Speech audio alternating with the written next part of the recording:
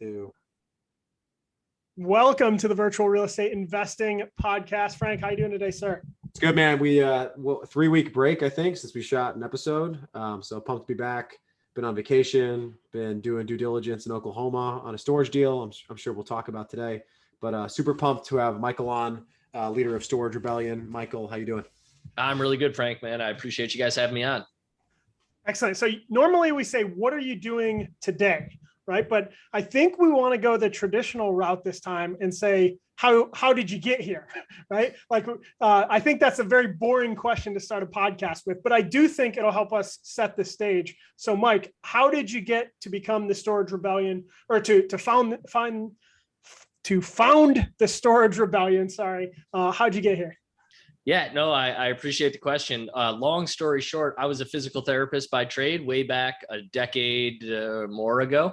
And I knew that I wanted to be in real estate. I felt like that was the thing that would set me free. And so while I was a practicing therapist, I started into the world of small multifamily, some singles, but largely doubles and triples in the city nearest to where I was living at the time, Rochester, New York, and did that for several years. And just kind of along the way, it worked. Like, don't get me wrong, we bought 31 units over the course of a couple of years, and we were making money, but I seemed to be generating more headaches than dollars. And there was an equity that was being built. So on the whole, it was working, but I just found like I wasn't getting myself where I wanted to go fast enough. And that's when I started to explore other assets. I looked at mobile homes, primarily mobile homes and self-storage facilities. And that's ultimately when I decided to make the pivot to storage once and for all. And so what was the conclusion you came to? So, because obviously there's a reason you moved into storage outside of your traditional, maybe single family or multifamily real estate assets. So like, what made it click for you that you were like, this is the reason I'm going to move into this direction? Yeah, another great question. And for me, it was a couple things. As I started to dig into storage and mobile home parks, one of the things I realized was one of the big wild cards is people, right? And there are people living in your apartments and there are people living in your mobile homes. If you do storage right, very rarely do people live in them. Occasionally they'll try, but we do our best to keep them out. And so that was a big wild card to me. So I was drawn to storage for that reason. And as I dove deeper, what I came to learn was the underlying fundamentals are just so much more favorable that they let a guy like me who knows and is very aware that he often screws up.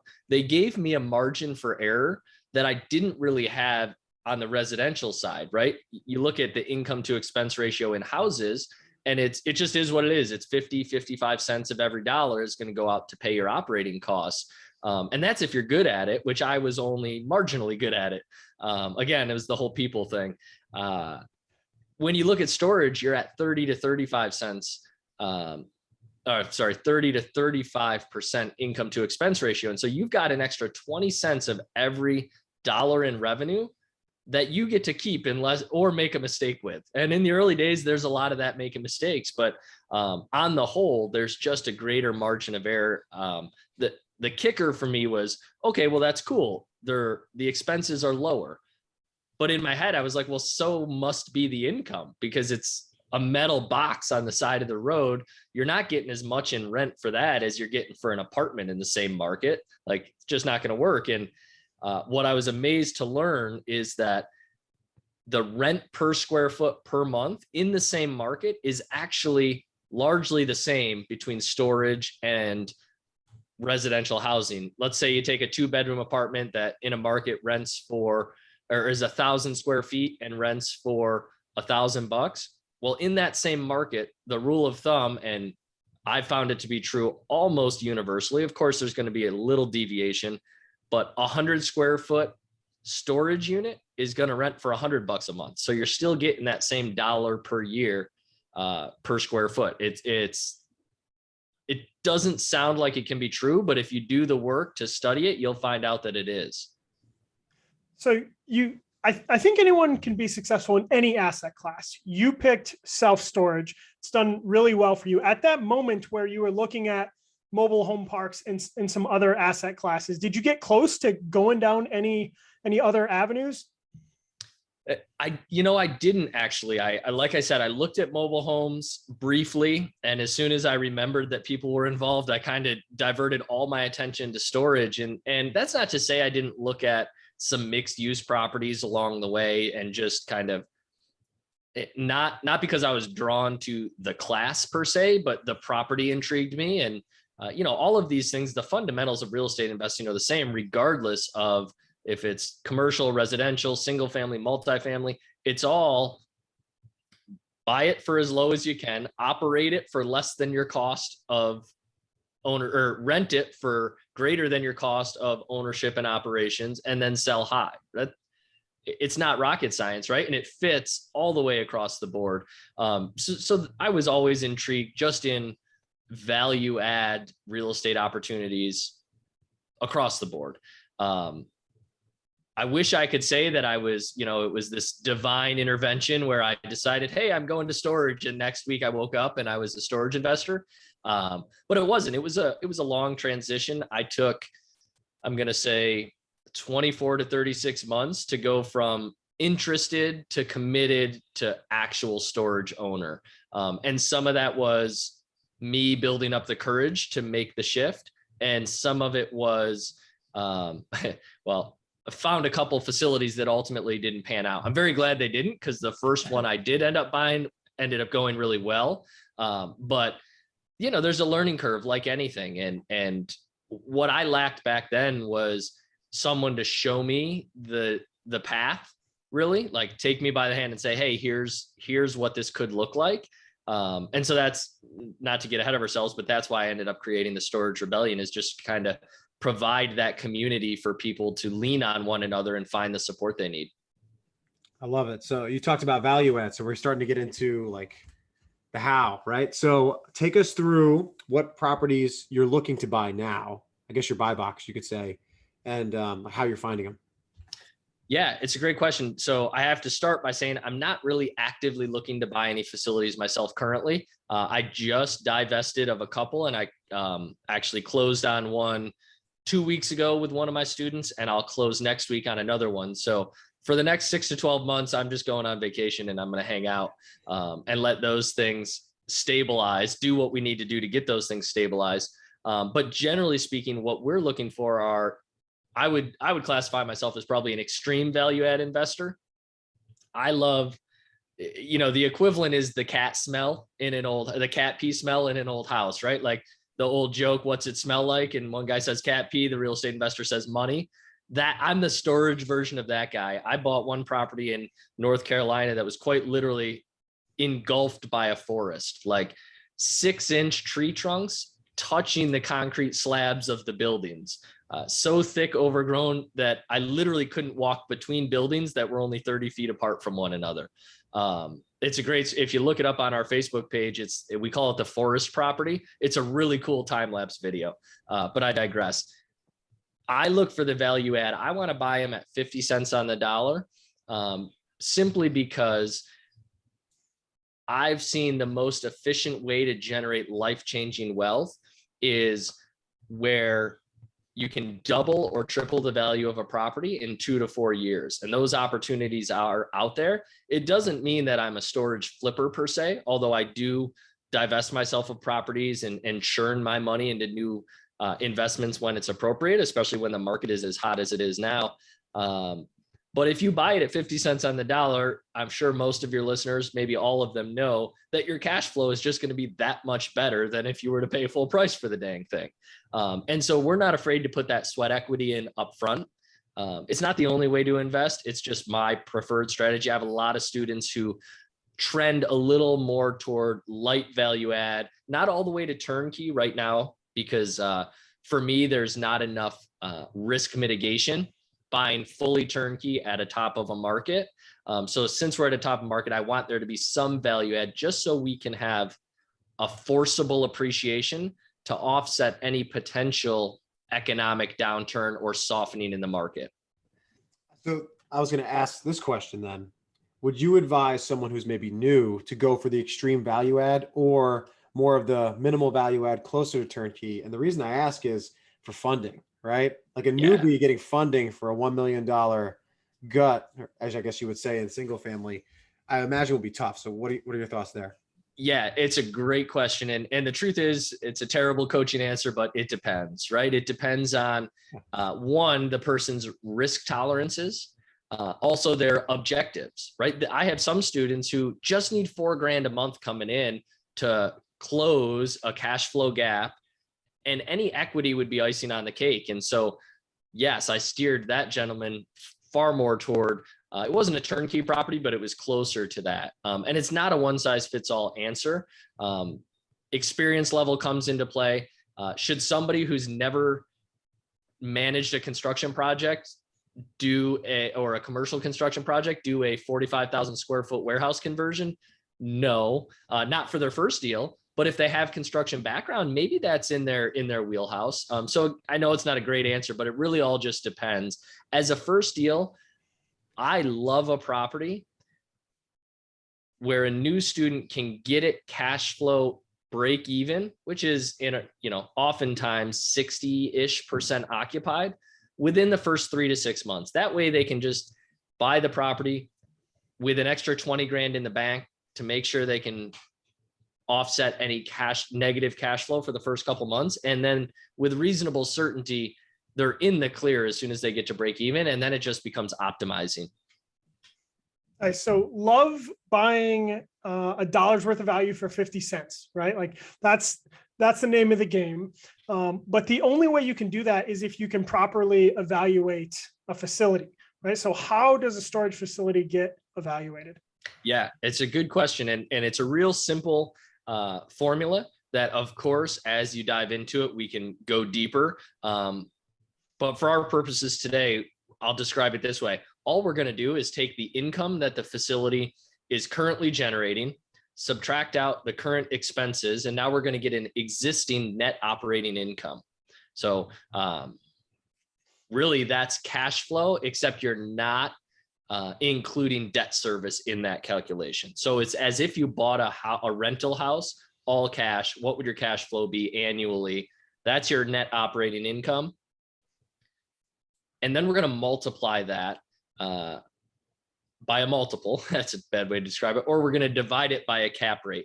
Generally speaking, storage facilities are going to be worth somewhere between, let's say, in this market, it's tough, but I'm excited to hear your answer right now, because if you look on LoopNet, you kind of see cap rates everywhere, right? nothing, no market sells at an 8 cap on LoopNet, right? Right. So generally speaking, when I started in this industry, if we were looking to buy properties at a 10 cap, and it happened with relative frequency, it doesn't anymore. To your point, to find an 8 cap is hard. What an 8 cap means is the property is valued at 12.5 times that net operating income. So you take the NOI, divide by the cap rate, and that will get you a value. Generally speaking, we're trying to buy between 8 and 10 right now if we can. But I will say, especially when we're talking about these extreme value add properties, cap rate falls apart as soon as you do the math, because they're half full, they're a quarter full, and in many instances, you run that formula and all of a sudden they have to pay you to take the property, which we know they're not going to do, right? And so what we do is we look at the stabilized value of the property. What will it generate when we're running it the way it should be run? What will our expected expenses be? Now we have an NOI. We use the cap rate formula based on what we know about that market. It could be anywhere. In the properties I invest in, we're going to sell them between a 7 and an 8.5 cap rate. In larger markets, big cities, it might be a 5 or a 6 cap rate. If Class A properties, multi-story with elevators, like that type of thing. But we're gonna use that to get our basically as stabilized value, and then we're going to reverse engineer. Okay, what can we offer? Oftentimes in the rehabbing world, that's your max allowable offer. It's the after repair value times 70% minus whatever you got to do, your expenses, and you build in that profit margin. We're doing the same thing. I try to get as close to doubling the value of the property as I can. Do you think the other forces that are at play right now, like inflation and low interest rates, are going to compress those further over the next year? Oh boy, if I knew the answer to that question, huh? It is a great question and a hard one to answer. I've been, to put it in greater context, I've been hearing for 5 years that the storage industry is past its peak. The reason why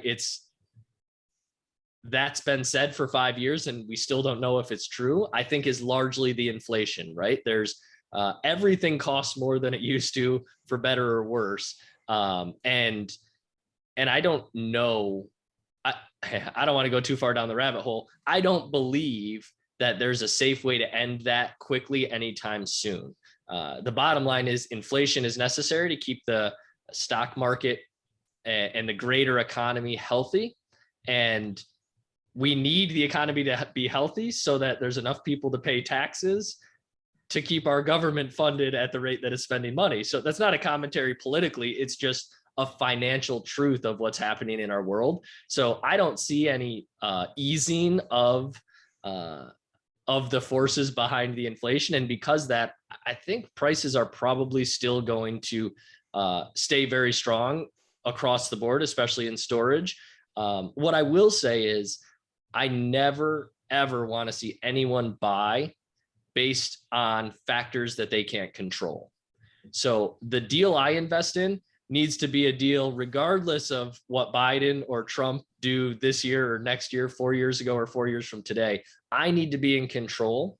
Just like when we flip a house, we don't flip it based on a speculative value of what it might be worth if the market continues to appreciate at 10% just because things are crazy. We buy it and flip it based on a built-in profit margin on our hard costs and what we know we can control, if that makes sense. For sure. That's a great answer to a tough question. Frank's throwing fastballs out here. No, if we find a deal, okay, we got it. We found a deal, evaluate it. It's a deal. Let's talk about funding a deal. I need $1 million liquid to be able to do this, right? This is a rich man's game, as they say, right? Or can someone get into it with less money to put down? How's it work, Mike? Yeah, I would challenge very strongly in the politest way possible that it's a rich man's game. I started with 40 grand on my first facility, which is not no money by any stretch. It's a comfortable, lump of change there. But I extracted all of that out of my real estate portfolio. And I started that single family portfolio with 5 grand. And that $40,000 that I put into the first property I bought was the most I ever put into a deal at acquisition. Since then, I shouldn't say that. Up until my most recent deal, which is an all cash purchase conversion, which is a different beast. My most important message for anybody who's interested in storage is don't let the fear of where is the money going to come from stop you. If the deal is good enough, you'll find the money. Now you might have to share some of the profits. That's just how it works. But if the deal is good enough, you'll find the money. I've got the guy who coaches alongside me now, Ken Holmes, a great friend of mine and now my partner in this coaching program, has bought, I'm going to say 5 or 6 properties in the last 3 years, totaling $3 million in purchase price, some of which he's fully stabilized and sold off, some of which are in the earlier phases, so they're not there yet. But conservatively, this $3,000 in storage acquisitions will be worth $6 million when he's done. And he's spent 0 of his own dollars. He deploys a JV model where he does all the work, he finds the deals, he brings the expertise, and then he brings in people within his network that have money, or he brings people into his network that eventually invest in him, and he just shares the profits with them. Love it. Love it. And then let's say you're in the middle of let's say you purchased it, right? Now it's time to focus on operations. One thing that's unique about storage is it's a business on top of real estate also, right? There's some business stuff that like you do in self-storage that you don't do in multifamily or single family housing. What low-hanging fruit do you look for to optimize operations first 6 to 12 months when you purchase a property? Yeah, it's a great question. And I push back a little on it's a business unlike, residential or multifamily or whatever. I believe that everyone who invests in real estate should deploy the same business concepts that allow us to be successful in storage. Now, not everybody does. I will fully admit to that. And I myself didn't for a very long time. But it does have this retail feel to it, like this customer service that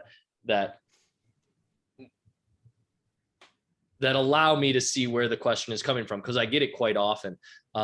Generally speaking, what we're trying to do when we buy a storage facility is we're trying to figure out, especially an undervalued property, either extremely undervalued or just maybe the rents are just low and they don't know it because they're unsophisticated owners in an unsophisticated market. But we're looking to figure out, hey, what's the problem here? And can we fix it? The low-hanging fruit is always neglectful management, distractibility of an owner, the same things that make a good residential deal: death, divorce, disease, what's the other one? Dislocation, when people move or transfer, geographically. Those are the things that often will lead to a facility being neglected. And that's where we step in. And operationally, I wish I could say, like, this is where I want to be like, yeah, I got in the ring and wrestled the tiger and killed it because I'm a genius. And the truth is, dude, we deploy some very simple remote management systems where I say we answer the phone. We don't answer the phone, but we hire someone to answer the phone for us. And we make it easy for the customer to solve their storage problem. It's all about, quick, easy, and affordable. If we can provide that for our customers, we're going to win the game. All we have to do before that is get them, when they need storage, we need to be the first person they find. And so that comes with basic internet presence and marketing strategies. Nice. So the name of our podcast is Virtual Real Estate Investing. And what Frank and I have done is we've wholesaled houses and flipped houses. We've done about 100 in the last 12 months. We're excited to add self-storage to our portfolio, to our repertoire. But we're just the type of people that after we get done with the first one, we're probably going to try to do 2 more, and then 4 more, and then 6 more. It's just kind of how we're wired, right? So as you think of scale, what advice would you have for us as we start down this path? Yeah, it's a great question. And I love the ambition, and I'm not trying to discourage that at all. I do want to make a book recommendation. It's called Personality Isn't Permanent.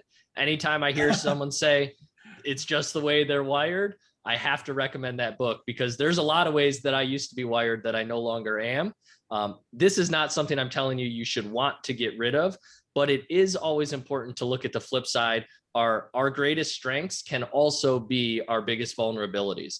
So when it comes to scale, I would suggest that the best way to scale a storage business is to first define what success will be. Bigger and more is not always better. Better is always better. So if you and I were having a conversation, it would be around, okay, what's the purpose of scale, right? And if there's a legitimate one, how are we going to do it? Then it becomes, there's several ways to do it, right? I've got several students who have done what we call like the hub and spoke method, where they'll get a flagship facility in an area and then expand out from that and tap into some economies of scale, sharing the management responsibilities of multiple facilities with one vendor or one independent contractor, whatever the case may be.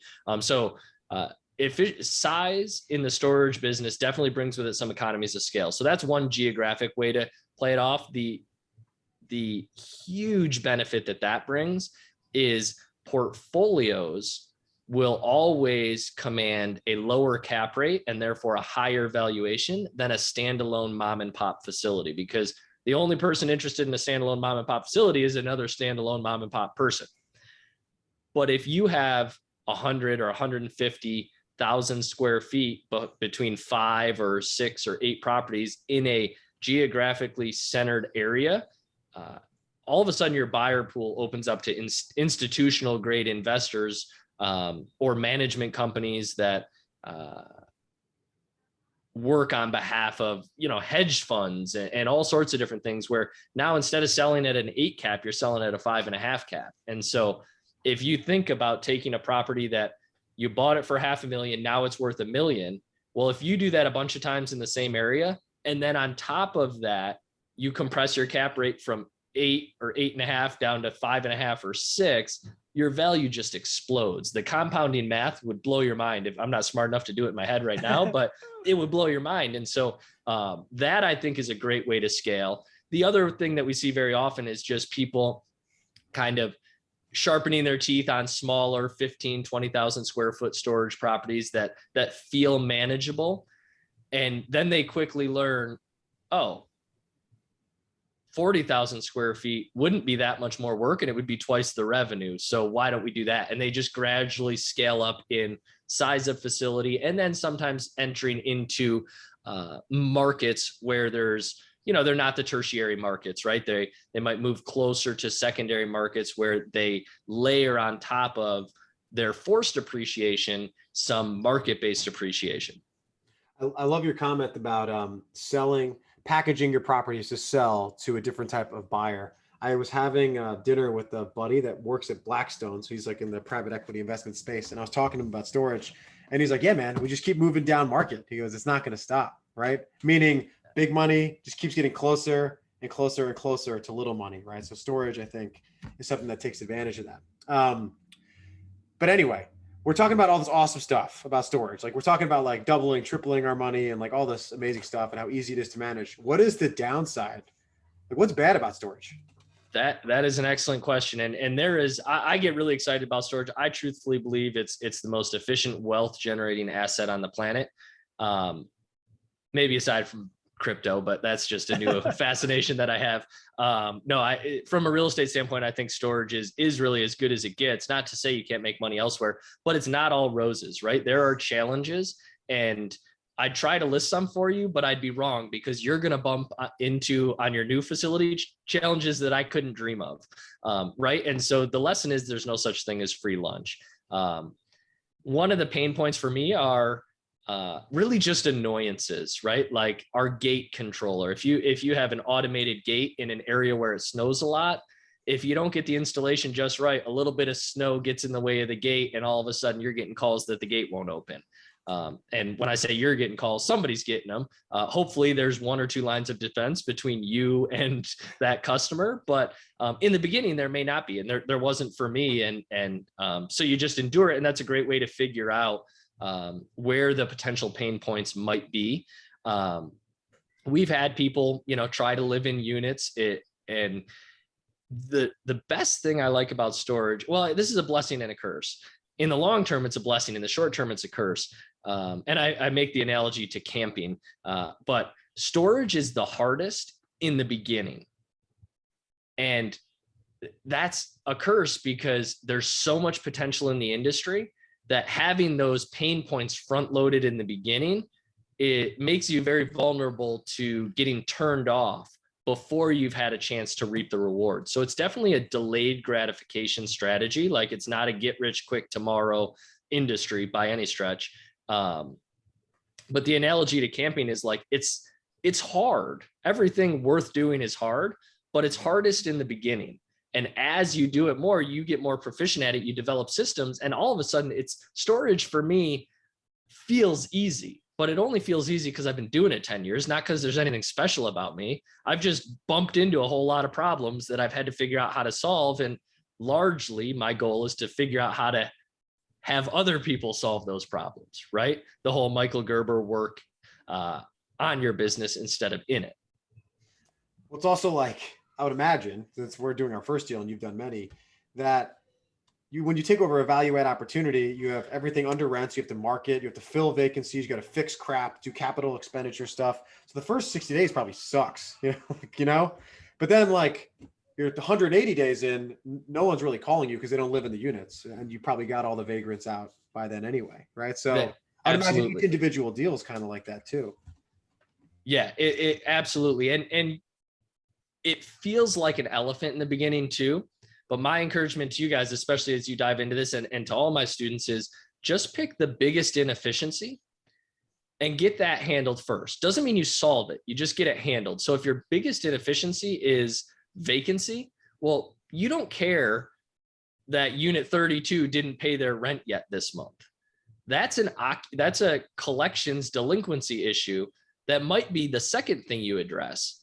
We'll address that after, because really all you lost from them was the $100 that month. From your 50 empty units, you're losing $5,000 a month. So let's attack the biggest inefficiency first. As that starts to fill up, we put the system in place. Then it's almost like cruise control. Once the system's in place, those units will fill themselves without your active involvement. That will allow you to then focus on creating the system that will ultimately put your collections on autopilot. And now the delinquencies are no longer a problem. Now you're down to the third most pressing efficiency, and you just work your way down until the system is running as efficiently as possible. Excellent. So I want to talk about the storage rebellion, and how we got linked up is Frank and I were watching YouTube videos and came across your videos, and I was like, this guy just seems like an amazing teacher. Like, he's passionate about it. He's kind of got the heart of a teacher. So I want you to tell us about Storage Rebellion. But what I also want you to tell us about is the real estate education space, right? If there's something Frank and I kind of despise, it's a lot of what goes on in the real estate education space, right? And I imagine some people would say you're a guru. I would imagine you would push away that title, being the kind of highly aware, down-to-earth guy you are. But can you talk to us a little bit about the space and what it's like to be a leader in this community, and then also specifically what you offer? Yeah, I appreciate the opportunity to share that. And I think there are a lot of great teachers out there, and it's challenging to be in the coaching space for a lot of folks. And I just feel incredibly fortunate and blessed to be in a position where the coaching money that I make and the revenue generated through all of my coaching activities, don't get me wrong, I very much appreciate it and I enjoy it just as much as any other money in my life. But the truth is, and I hope this doesn't sound arrogant, I don't need it, right? And so storage pays all of our bills. Our lifestyle is very comfortable. We travel 6 months a year. I was just telling you guys, we lived in a tent for 2 of the last 3 weeks, and we have a level of freedom that I never imagined was possible. And what came with that financial freedom was also an opportunity. It created space in my life to start to explore what's really important, right? And what I realized was, yes, you need a certain amount of money to live, and more money to some extent allows for a little more fun, and there's nothing wrong with that. There's nothing wrong with having nice things. But what I was fortunate enough to stumble upon was this idea that chasing money, there's no such thing as enough unless you decide on enough, right? And so I was kind of pointed in a new direction of, well, okay, if making an extra $100,000 this year doesn't bring me the feelings I thought it would, what might fill that void? And what it comes down to is contribution, fulfillment, or contribution, personal growth, and relationships, right? And so the Storage Rebellion is my coaching company and our community that I essentially designed selfishly to allow me to pursue those 3 things while simultaneously creating a revenue stream. A lot of guys that are in the coaching industry, for better or worse, might be in a position where there's a term in the industry, it's called asses in the seats, right? Where they need people in the seats to keep the lights on, to keep this big educational machine going. We just don't have that. We're a very grassroots company where, I just put some corny videos of me on the internet with shorter hair than I have today, and somehow developed a little bit of a following. And I'm in shock every day of how many people are willing to listen to me. And I'm just honored to be able to if I can play a small role in creating space, helping people create space in their life so that they can pursue whatever their version of their best self is. Maybe they want to be a better dad or mom or husband or wife or philanthropist or skier. Like, I don't really care, as long as it's not like anti-humanity, right? Like, as long as it's a positive effect on the world, then this is just my opportunity to create ripples. I love it. So where do people go to find you? Excellent question. StorageRebellion.com is probably the best place to go. It's a free community. We've got 2,600 members. There's a 7-day course. It'll walk people through to kind of give them, it's where I send people to, if they're interested in storage. If they're interested enough that they want to explore it deeper, certainly we have some live trainings and monthly calls that we offer if they want to do that. But a lot of folks just hang out in the free community until the time where they feel like they're ready to commit to using storage. And then we have a blast on the live calls. We do those once a month. And there's other training options, as you guys know, about a home study course and that sort of thing. That's all there for people to peruse.